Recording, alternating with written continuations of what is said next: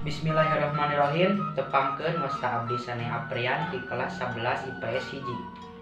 Di dieu abdi bade ngadugikeun biantara anu judulna Mieling Poe Kamerdekaan. Assalamualaikum warahmatullahi wabarakatuh.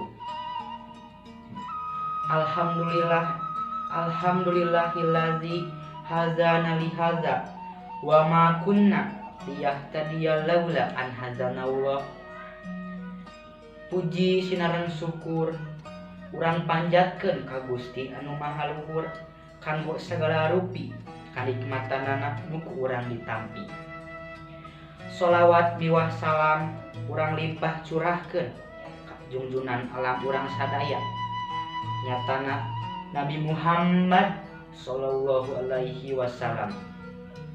Teu hilap ka para sahabatna, ka para keluargana, ka para tabiin-tabiina, ka para ulama, tuh dugi ka urang sadaya salaku umatna.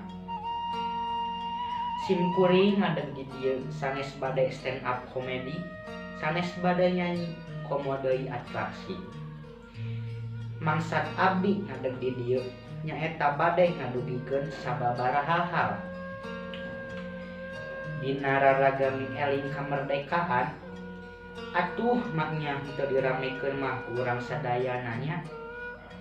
Kukituna simkuring bade ngadugikeun yen urang teh bade ngareak-reak acara 17-an ku parombaan-parombaan anu rame.